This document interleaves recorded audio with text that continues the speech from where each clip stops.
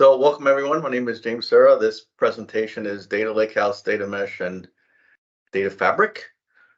I am currently I've been in Microsoft for most of the last 8 years. I'm currently at a group that I moved in early this month called Microsoft Federal Civilian. In Microsoft, we have a bunch of industries, healthcare, finance. We also have federal.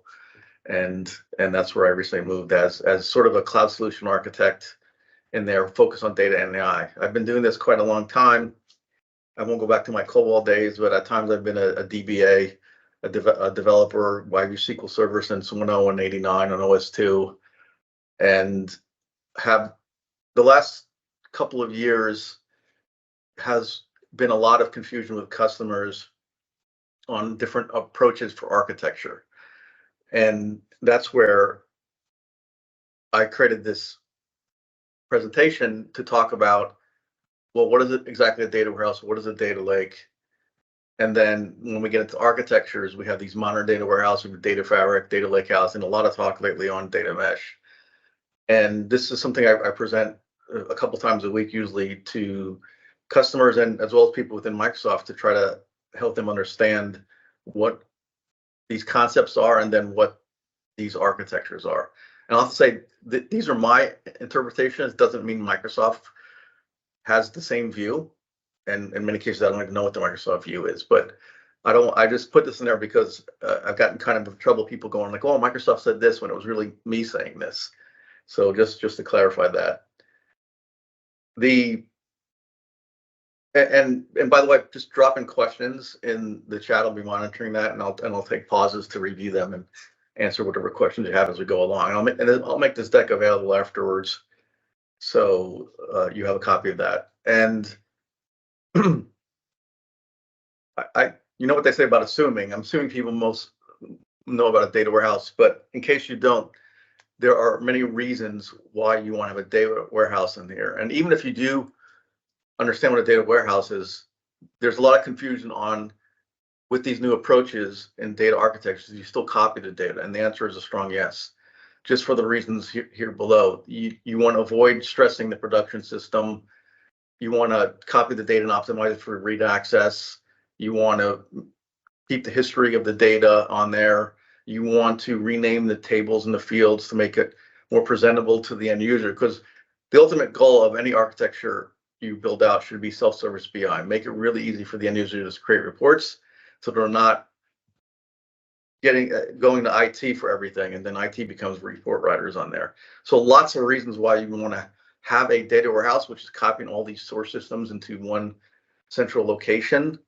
And also in these architectures, even some that the data mesh that doesn't copy everything in a central location, you're still going to have a copy of the data even in that location wherever it is, and we'll get into that.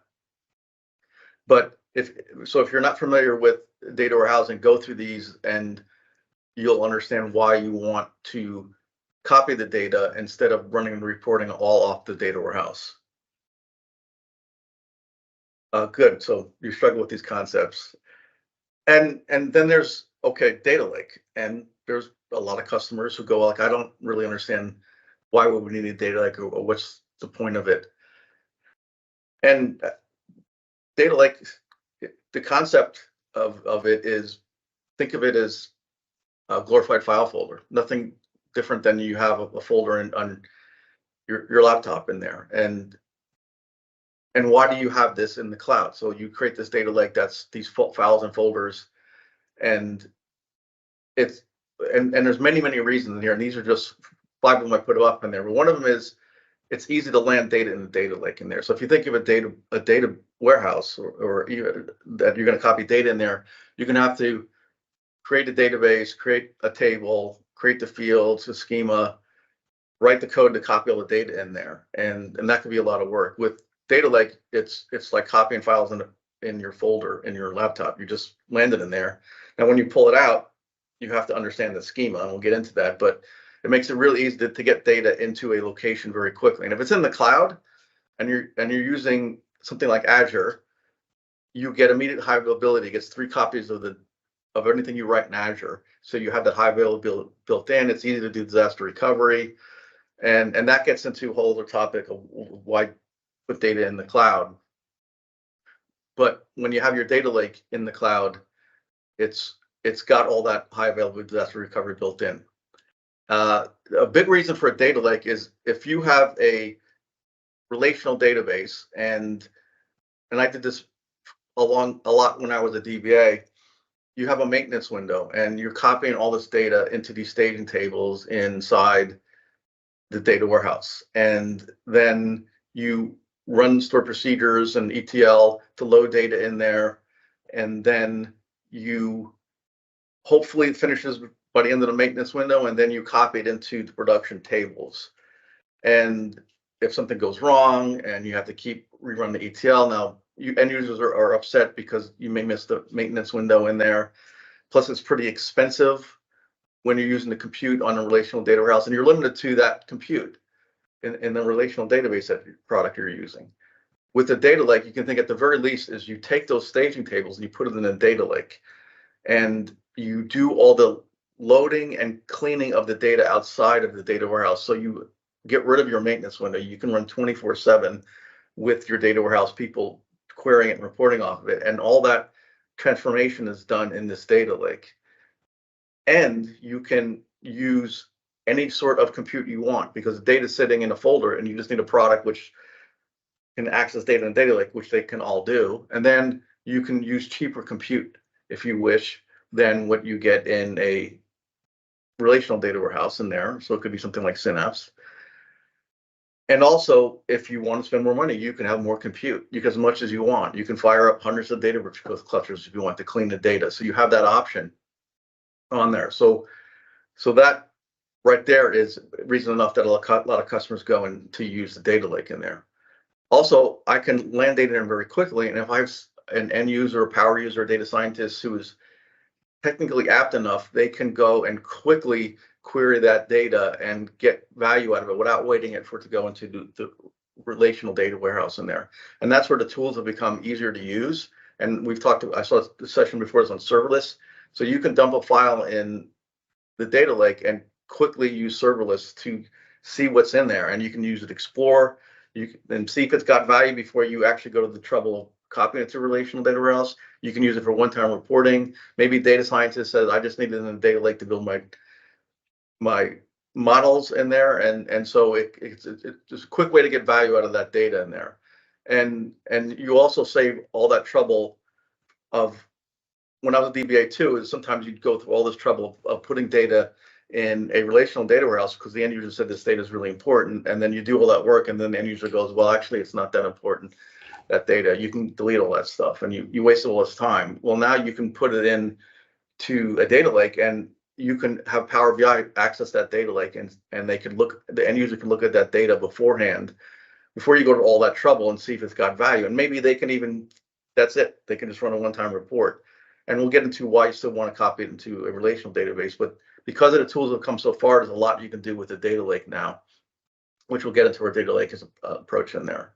So those are just some of the reasons why you want to have a data lake. And really, and there's always exceptions to everything.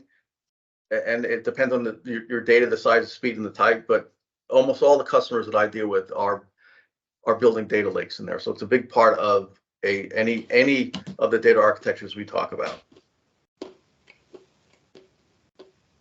So Christopher has, it seems to me that ideally all data would be inside the data warehouse, but realistically that's never the case. And that's why we do things like data lake, data mart. Yeah, that's very true in there. If we had a powerful enough relational data warehouse in there, we can put everything in there, and that'd be the end of our world. But that's not the case anymore, especially when we start to get into things like Twitter data and IoT devices and all that. And we'll run through some of that. But gone is the world where you just have one technology. Now everybody's building things with multiple technologies.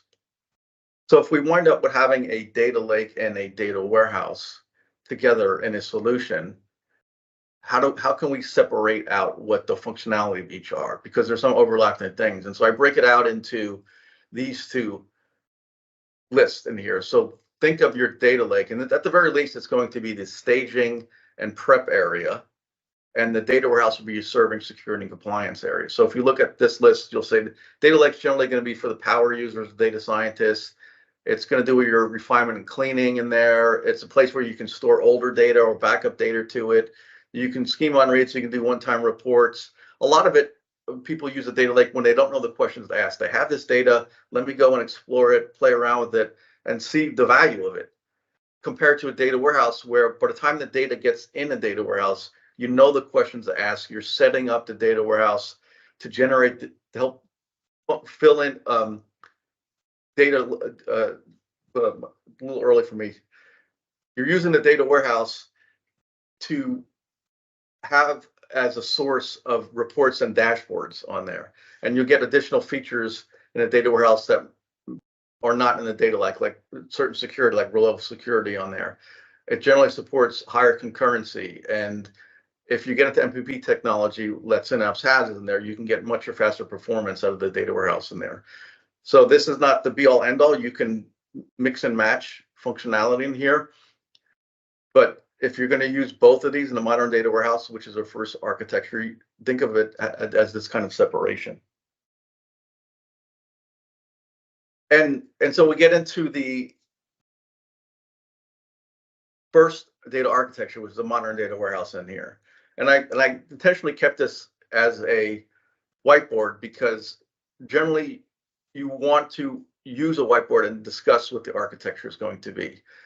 And no architecture is going to be useful for everyone in there. There's always exceptions to it because there's so much different variations of data on there. So this is a modern data warehouse. This is one architecture that you could look at, but I don't put certain things in here because it can be overwhelming in here. So I keep it to the basic functionality of a modern data warehouse. And I break it up into 5 steps. You ingest the data, store it, transform it, and model the data, and then you visualize it.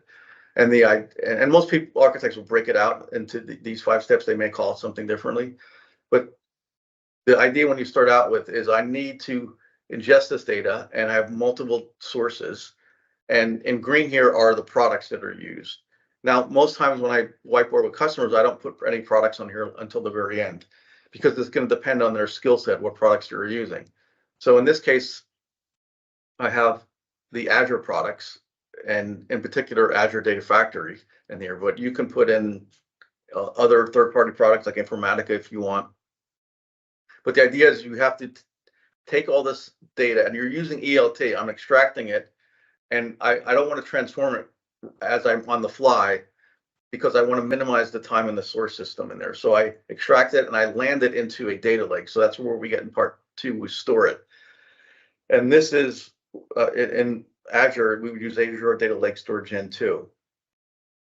And this is where we get into a much larger topic of data lake design on here. But the basics of it is you're going to have layers where, and this is where the functionality is similar in all the way people name these, but I name them raw, clean, and presentation. Databricks will use the medallion where it's silver, gold, bronze, silver, and gold on there. But the idea is all the same. It's going to land in this raw layer, and I'm going to then get to step 3 where I'm going to transform it. So I'm going to take all that raw data, put some compute on top of it, clean the data, and land it back into the data lake into the clean layer.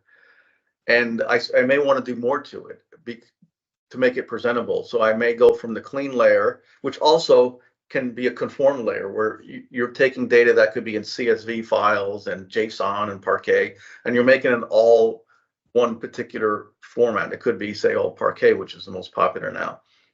And then that may not be enough because you may need to join the data and aggregate it, maybe create a store schema, and you land it into that presentation layer.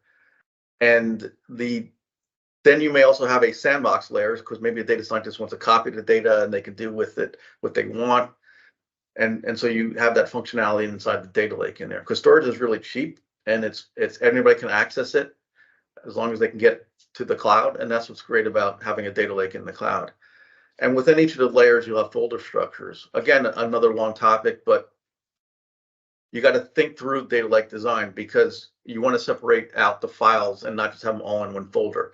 Maybe I separate it out for performance reasons, for security reasons, for convenience reasons, by subject and all that. And each layer can have different folder structures in there. And for that cleaning, this is where we get step 3, the transformations. This is where you have a multitude of compute options in there. You can use Azure Data Factory data flows. You can use Databricks. You can use Synapse Serverless and use T-SQL and transform that data. And most customers use a combination of all these in there. A lot of customers, again, depends on your skill set, but if they don't have a bunch of Spark developers in there, they may say, well, we use Data Factory data flows because it's very easy and visual, and that'll work for maybe 80 to 90% of our cases. But maybe we have 10, 20% of the cases that need more functionality that you can get from Spark, or need additional performance, or have to use some special library on there, and then they'll use Databricks for that. And then a lot of customers are starting to use Synapse Serverless because they have developers who are using T-SQL and like it, and so that could be an option that's mixed in there.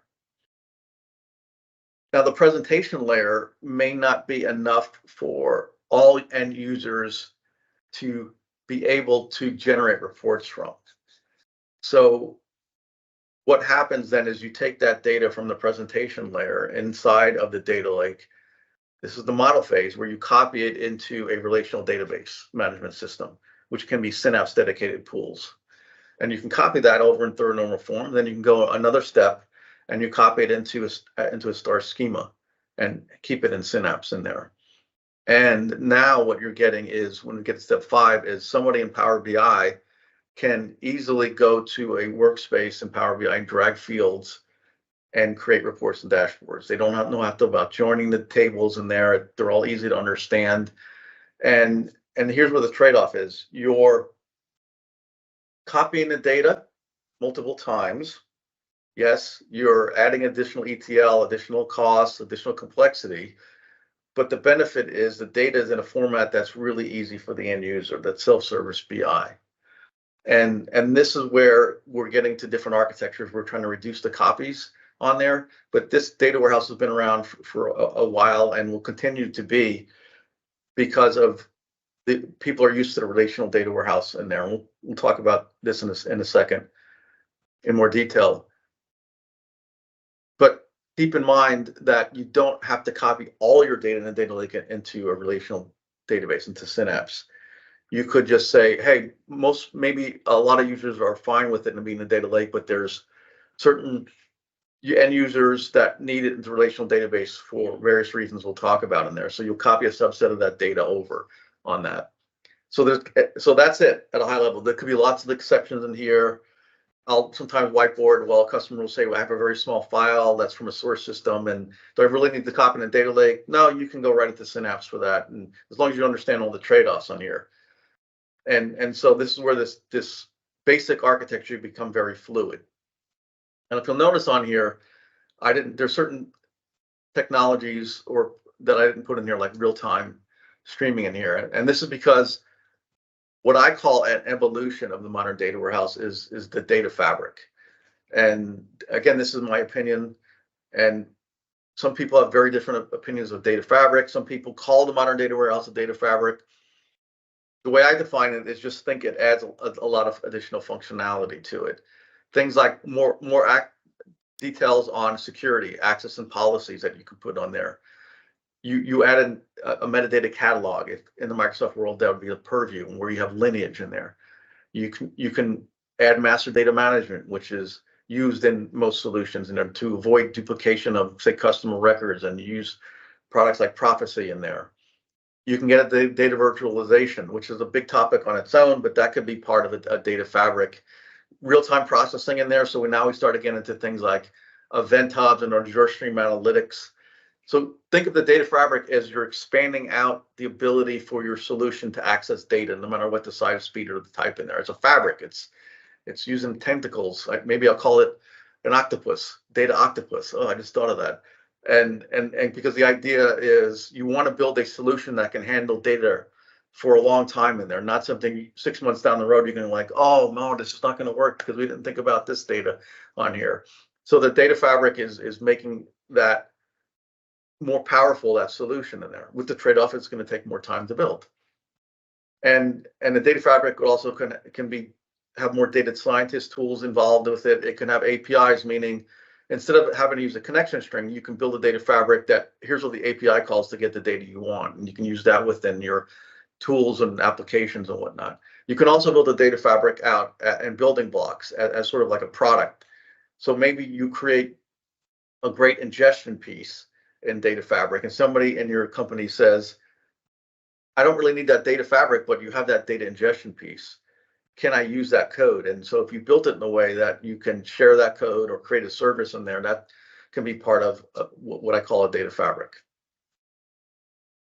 All right, I'm going to pause there. If you have any questions, just type them in. So hopefully that makes sense on here. And you can sort of mix and match data fabric and modern data warehouse, because both of those, and keep in mind, both of those solutions are using a data lake and a relational data warehouse in them. So that's an important thing that's changing in the next architecture. If we go back in time for a 1-minute history, for those as old as me, you remember in the late 80s, we had these data warehouses. Teradata was a big one, and then later in Netezza, these giant MPP technologies that can handle massive amounts of data. Of course, back at that time, massive amounts were like 1 terabyte. And when I started Microsoft, I was helping to sell the parallel data warehouse, which was a MPP on-prem solution in there. And in the 80s and 90s, that's all you had was relational database. And then this data lake concept came out in the late 2000s. It's not actually that old. It's like 15 years old. And the data lake came as this sort of savior, and you can land all your data in a data lake, and it's this land of unicorns and rainbows and throw in a few leprechauns, and all the data would be made available quite easily in there. And we don't need relational databases anymore. And I dealt with clients who went to this approach, and it was a big failure in there, because they would go to customers, especially at the time, the technology was not anywhere near it was today, and they would say, hey, we have the data in a data lake. It's in these folders, go use Hive SQL and generate reports from that. And end users were like, look, I'm just an auto mechanic. I don't know any of this technology stuff in there.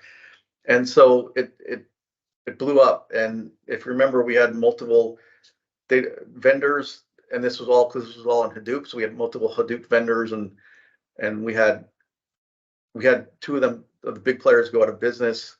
And the data lake still stayed around, but it changed its main functionality to not be the be-all end-all on there, to be combined with the relational database, to get the best of both worlds, as we just talked about, and that's the modern data warehouse. A few years ago, this concept of the data lakehouse came about. It's a combination of a data lake and a data warehouse in one. No relational database, just a data lake. And your first reaction should be, wait a minute, that failed miserably. What's changed?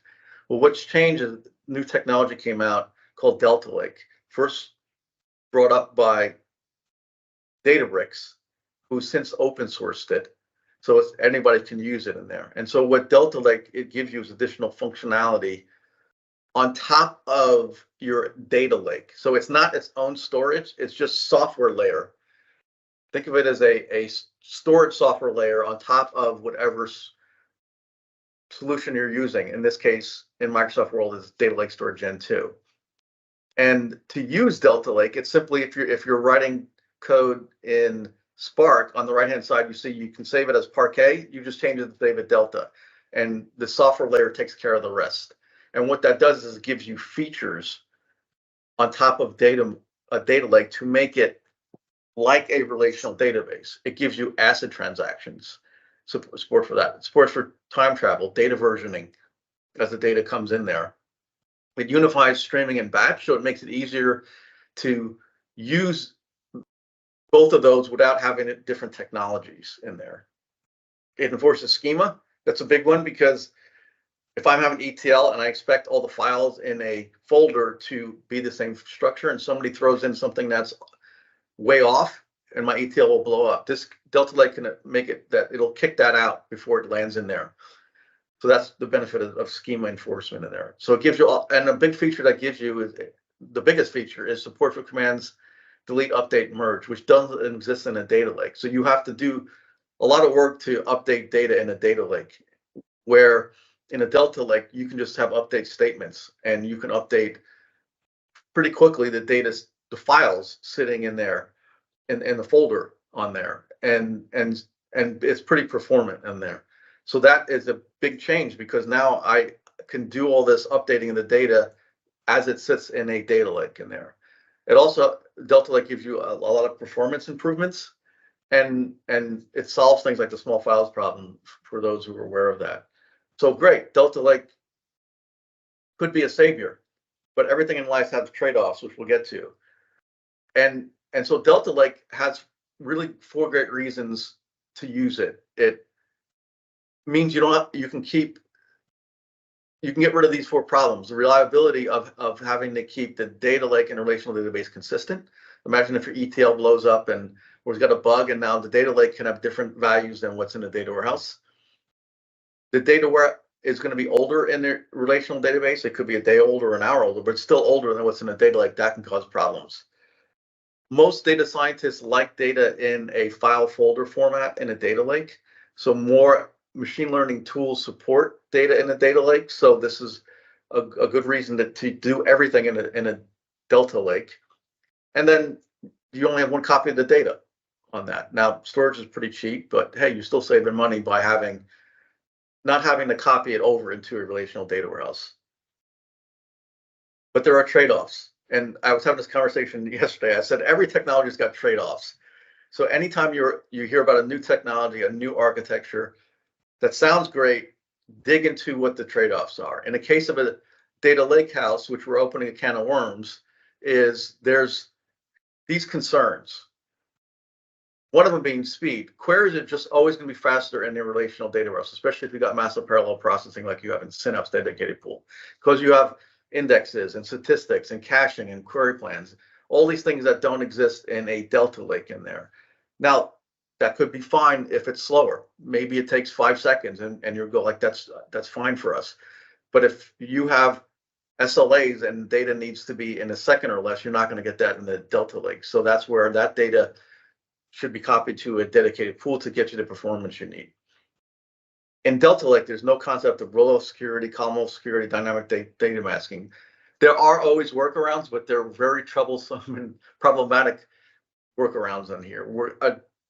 A Synapse has all this built in, so it's out of the box, easy to use. And if you need this additional security, this is where that data probably should be copied to a relational data warehouse. It's in a Synapse dedicated pool. A lot of people struggle with having metadata separate from the data. And so the good thing about relational database is you're locked in. You can have the metadata and then you're going to have the data. No way around that. It makes it easy to navigate. And yeah, it's extra upfront work, but it helps the end user find that data. Where in a Delta lake, the metadata could be anywhere. It could be in some separate file. It could be within the file itself. It could not even exist. So that can make it really hard for people to understand the data and find it. And it suffers against Delta Lake concurrency compared to a relational data warehouse. You don't have features like referential integrity. If you're using a Delta Lake in Databricks, you're going to have to use Spark SQL, which is pretty close to T-SQL. Doesn't sound like a big deal unless you have 1,000 developers who are really used to T-SQL. Now you have to train those people. So take that into consideration. That could be more work than it's worth, and you may want to keep data in a relational data warehouse. And the products must add Delta Lake support, so that could be a problem. Now that's gone away for a lot of products in the Microsoft world. Really, all of them support Delta Lake, but third-party products may not. So you got to look into that. And then just the fact people are used to relational database. Like I said, you're forcing that metadata layer on there. Now this has changed recently with some of the products Microsoft has to address some of these concerns in there. So if you think of Synapse and serverless piece, is that allows you to use T-SQL over data sitting in a Delta Lake. So some of the sessions went over this before, that I can have a file and I can just have a view that points to that file, and that view has the metadata within it. and a person end user can use that view even within Power BI and use T-SQL because they're using a view that is T-SQL, and then serverless supports that. And to the end user, it appears that the data is sitting in a relational database, but it's actually in this file. So that's where some of the concerns like having to use Spark SQL goes away. And if you're using Power BI as part of your solution, Power BI can import the data, and Power BI has role of security. So that's another concern that can go away if you're using that product on here.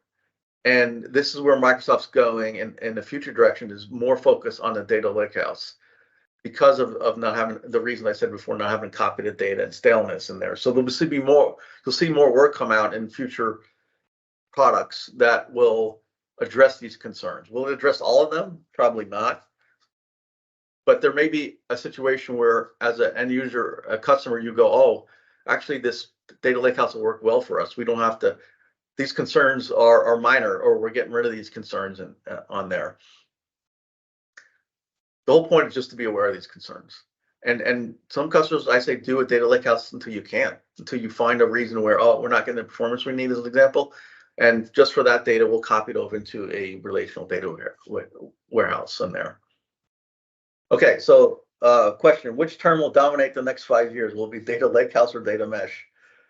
Oh, boy, that's a loaded question on here. So let's go through a data mesh, and then I'll answer that. And you could probably answer that and tell me what you think is gonna exist in the next 5-10 years. And she says, don't see many use cases of data mesh done effectively, what you take for the next 5 years. Yeah. So I agree with that. So let's get into our next topic. We have 10 minutes of data mesh in here. So the big difference between all the architectures I talked about in data mesh is this decentralization. Everything I talked about was copying the data into a central location. It's owned by IT, and it's most likely physically in the same location. Where a data mesh, the concept at a very high level is decentralize that, not copy it all into one location, not have IT own all the data. Now, I have to point out that data mesh is a concept. There's no technology. If you read Zammix, and she coined this term, it wasn't new concepts, but she packaged it up really nice and had a great blog on that. But there's no how to build this. It was all a concept. And it's much more an organizational and culture shift than anything on here, which a lot of companies cannot do. So that's where, right off the bat, it's tough for a lot of customers to even think about a data mesh, because they're not at a point where they can have a big shift on there. And also, there's been a lot of hype of data mesh. So it's not a magic wand you can buy on eBay. There's no data mesh in the box on there. So I want to point out what Gartner says. There's a big hype cycle on this, and data mesh is going to have that trough of a disillusionment, they call it, pretty soon. And they say the penetration of data mesh be 1 to 5%, which I agree with. I think 1% is more where you're going to see that amount of customers using the data mesh. It's so hyped, but it's only a use case for a very small amount of customers. And we'll get into why that is. Data mesh is just 4 principles. And I'm going to say it took me a long time to understand what a data mesh is, which is one of the problems.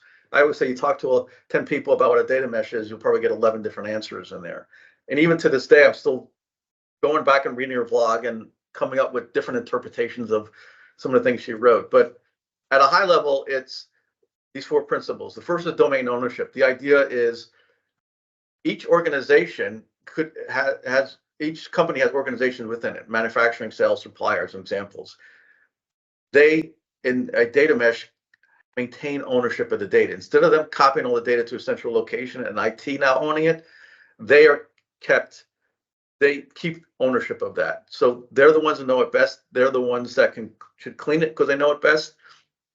So that each organization, which we call domains in a data mesh, own the data. Because they own the data, that means they have to treat data as a product, meaning they have to have their own domain teams. So they're going to have their own IT. They're going to have to write some interface that people can use to get access to their data. So maybe it's API code that they write, and people outside their domain can call those API to get the metadata of what they have and then to get the actual data. And then they're going to have to build up the infrastructure for all this.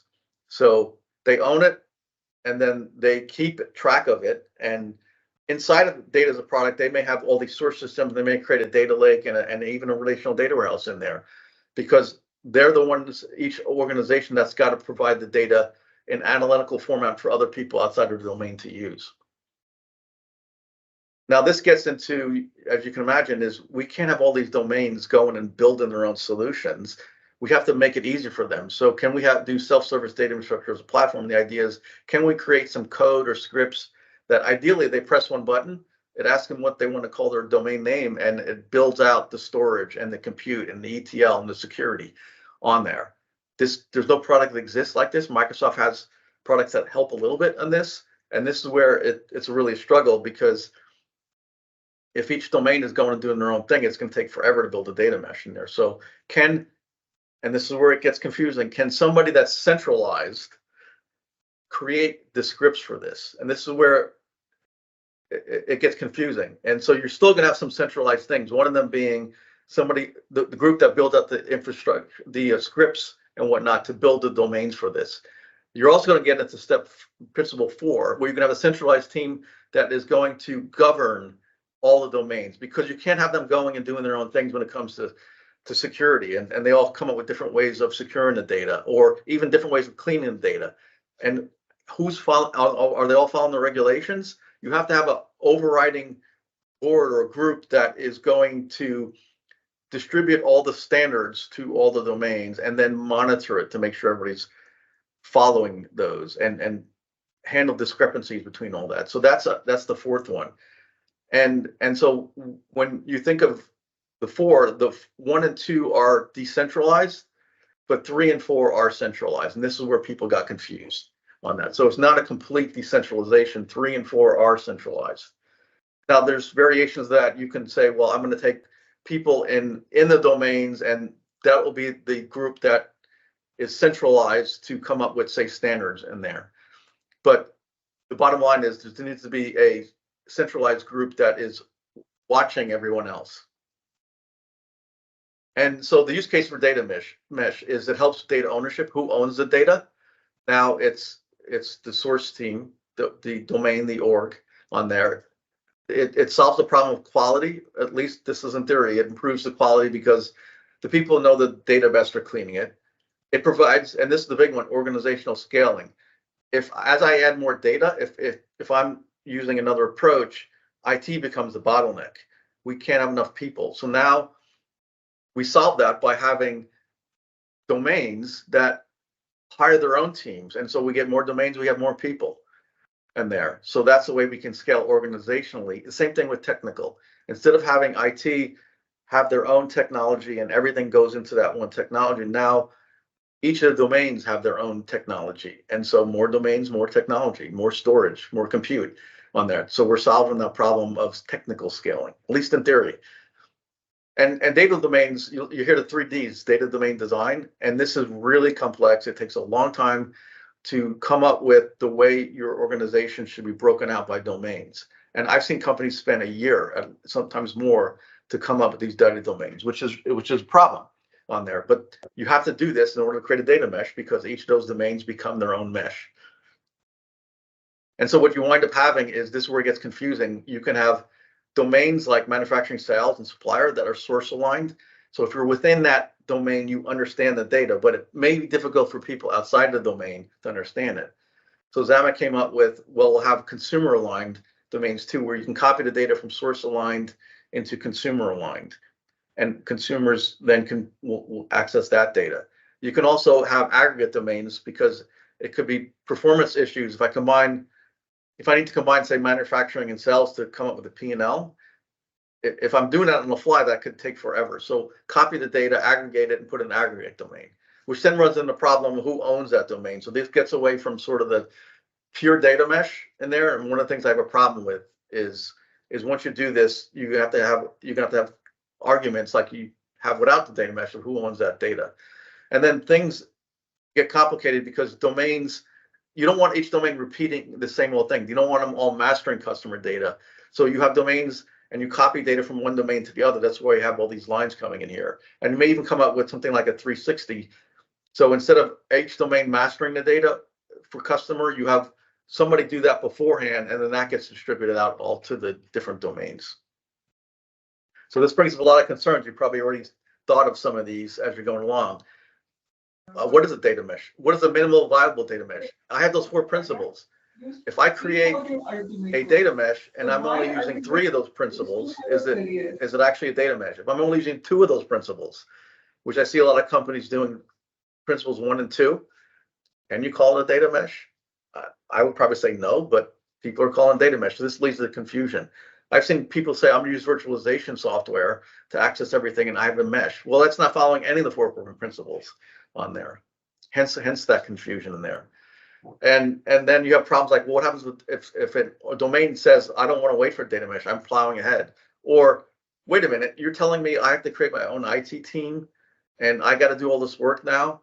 I can barely keep bulbs running in there. I'm not going to do that. Why should I do that? And your response is, do it for the greater good. They're going to go like, I don't care about that.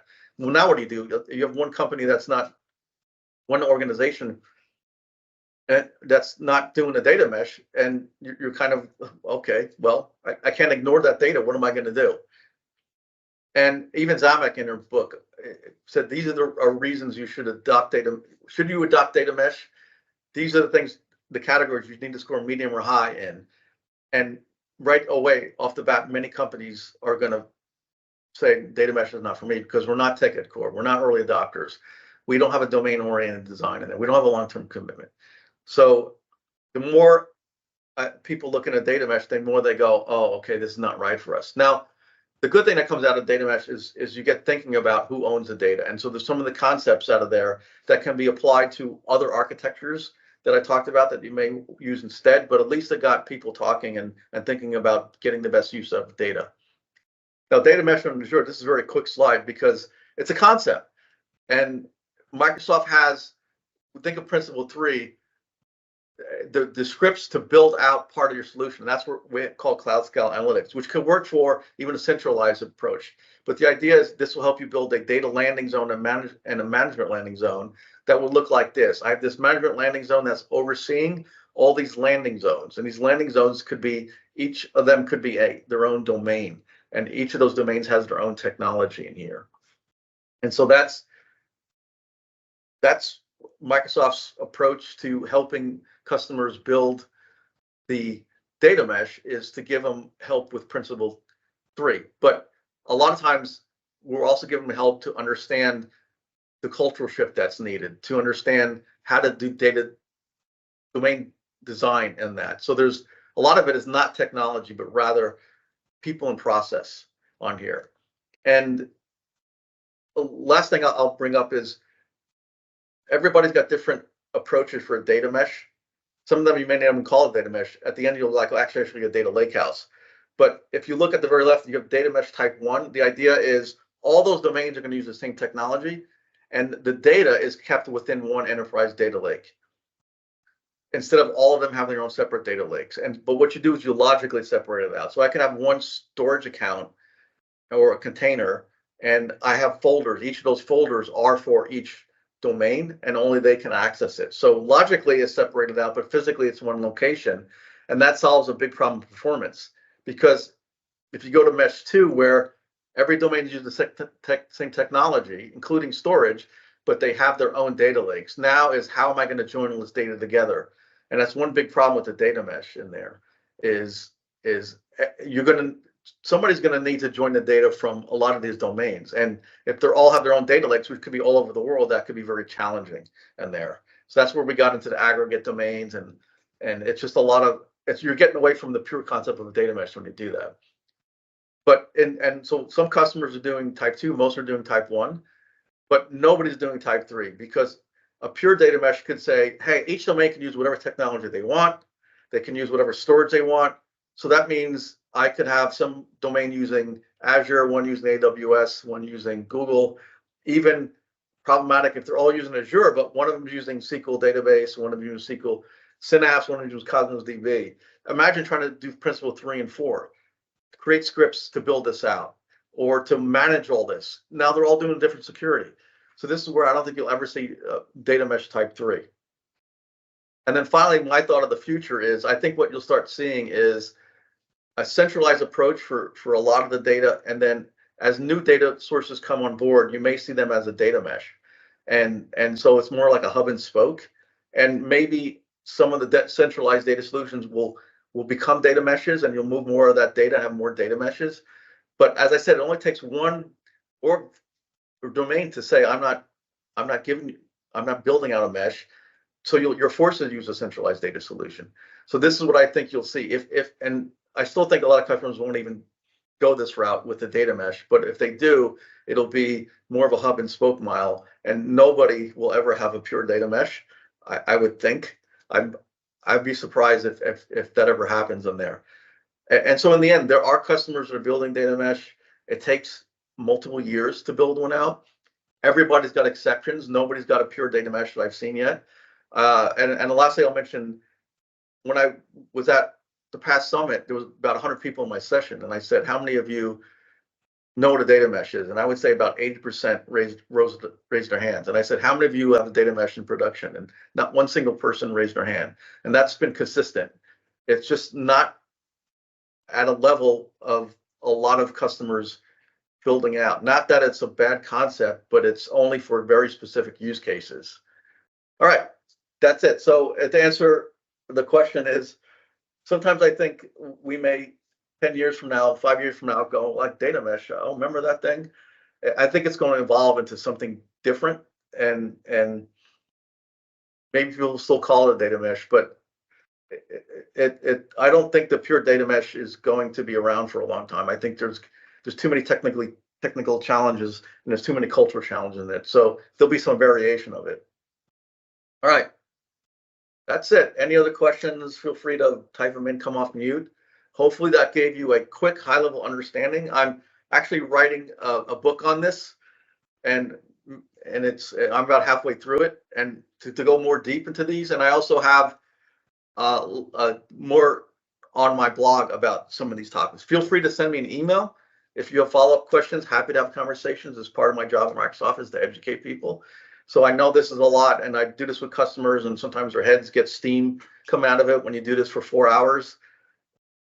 So I know it's a lot to consume. So happy to answer your follow-on questions on that.